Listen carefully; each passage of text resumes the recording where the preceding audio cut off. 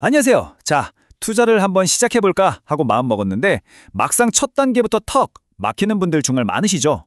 오늘 그 답답함 제가 아주 시원하게 뻥 뚫어드리겠습니다. 네, 바로 이거죠. 아니, 사고 싶은 ETF 같은 건 딱 정했는데 이걸 대체 어느 계좌에서 사야 하냐는 거예요. 일반 계좌? 아니면 연금저축? IRP? ISA? 너무 많은 선택지 앞에서 머리가 하얘지는 경험 다들 한 번쯤은 있으실 겁니다. 와, 진짜 공감되지 않으세요? 이게 여러분만 겪는 혼란이 절대 아니에요. 사실 대부분의 투자 초보자분들이 바로 이 지점에서 딱 멈춰서곤 하거든요. 근데 걱정 마세요. 오늘 제가 이 문제 아주 깔끔하게 정리해드릴게요. 자, 그럼 본론으로 들어가 볼까요? 이게 되게 복잡해 보이지만 사실 계좌를 고르는 핵심 기준은 딱 하나입니다. 그건 바로 이 돈을 왜 모으는가, 즉 돈의 목적이에요. 어떤 종목을 사서 수익률을 얼마나 낼까 이걸 고민하기 전에 이 돈을 내가 언제 어떻게 쓸 건지부터 정하는 게 모든 결정의 출발점이라는 거죠. 자, 스스로에게 한번 물어보세요. 첫 번째 질문입니다. 이 투자금 혹시 금방 써야 할 돈인가요? 아니면 10년, 20년 아주 오랫동안 묻어둘 수 있는 돈인가요? 이 시간이라는 변수가 계좌 선택에 가장 큰 영향을 미칩니다. 그리고 두 번째 질문. 지금 직장을 다니시거나 사업을 해서 꾸준한 소득이 있으신가요? 이게 왜 중요하냐면요. 소득이 있느냐 없느냐에 따라서 세금 혜택의 의미가 완전히 달라지기 때문이에요. 조금만 기다려보세요. 이게 왜 중요한지 곧 명확해질 겁니다.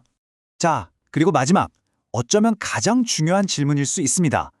이건 내 노후 자금이야 라고 딱 정한 이 돈을 중간에 결혼 자금이나 집 살 돈으로 빼쓰지 않을 자신이 정말로 있으신가요? 이 약속을 지킬 수 있느냐 없느냐에 따라 선택의 길이 완전히 갈라집니다. 네, 바로 이겁니다. 핵심이에요. 어떤 계좌가 수익률이 더 좋을까? 이걸 따지기 전에 내 돈의 목적이 뭐지? 이걸 먼저 정해야 한다는 거죠. 이 목적이야말로 여러분의 모든 결정을 이끌어줄 유일한 나침반이 될 겁니다. 자, 그럼 첫 번째 선택지부터 한번 볼까요? 만약 돈을 아주 자유롭게 넣고 빼야 하는 상황이다. 그러면 정답은 거의 정해져 있습니다. 바로 일반 주식 계좌인데요. 말 그대로 가장 기본, 가장 표준이 되는 계좌라고 생각하시면 돼요. 특별한 규칙이나 제약 같은 거 없이 누구나 쉽게 만들고 쓸 수 있는 거죠. 여기 딱 정리가 되어 있죠. 만약 여러분이 이제 막 투자를 배우는 단계다. 혹은 이 돈 언제 필요할지 모르겠는데 하는 상황이다. 그러면 더 고민할 필요도 없어요. 그냥 일반 주식 계좌로 시작하는 게 맞습니다. 물론 세금 혜택 같은 건 없지만 그 무엇과도 바꿀 수 없는 자유라는 큰 장점이 있으니까요. 자, 이제 시선을 아주 멀리 저 먼 미래로 한번 돌려보겠습니다. 노후라는 아주 명확한 목적이 있는 돈이라면 이야기는 180도 달라집니다. 연금저축계좌의 핵심은 바로 이겁니다. 세액공제라는 어마어마한 혜택을 주는 대신 그 돈 오랫동안 빼지 마세요 라는 조건을 거는 거죠.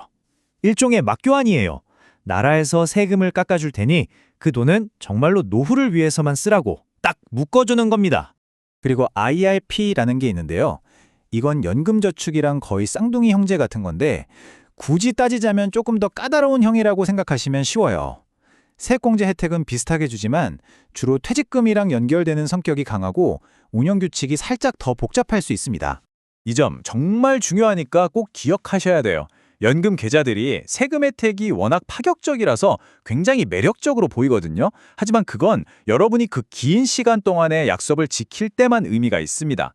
중간에 돈이 필요해질 것 같다 싶으면 이 계좌들은 정답이 아닐 수 있어요. 자, 그럼 이런 생각이 들 수 있죠. 아니, 연금처럼 수십 년씩 묶어두는 건 좀 부담스러운데 그래도 세금은 좀 아끼고 싶단 말이야. 그죠? 바로 그런 분들을 위한 세 번째 선택지가 있습니다.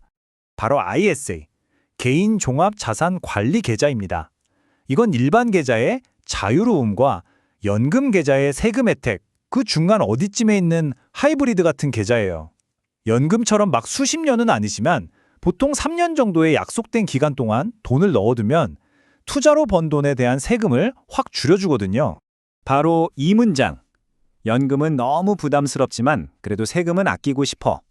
이 생각이 들 때 바로 그때 필요한 게 ISA입니다. 노후 준비보다는 한 3년, 5년 뒤에 쓸 목돈을 마련하는 게 목표인데 절세 혜택까지 야무지게 챙기고 싶을 때 가장 먼저 떠올려야 할 이름이죠.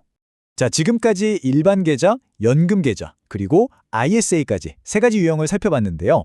이제 이 모든 정보를 하나로 딱 모아서 여러분이 직접 답을 찾을 수 있는 아주 간단하면서도 강력한 도구를 보여드릴게요.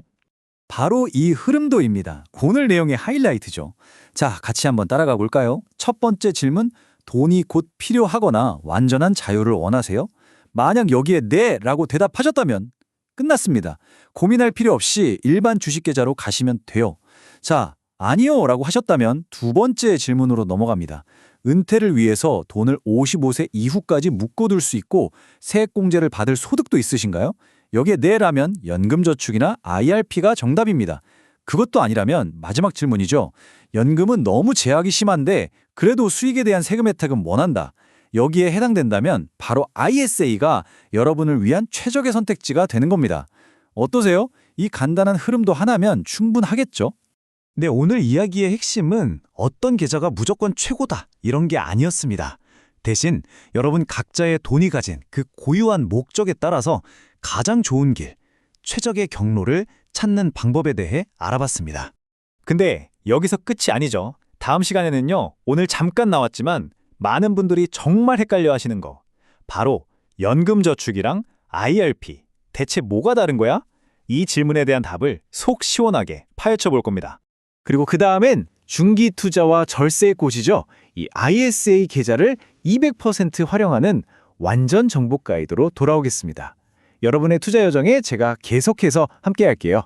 자, 오늘 내용을 마무리하면서 마지막으로 이 질문을 드리고 싶어요. 이제 어떤 도구, 즉 어떤 계좌를 써야 할지는 알게 되셨잖아요. 그럼 이제 진짜 중요한 질문에 답할 차례입니다.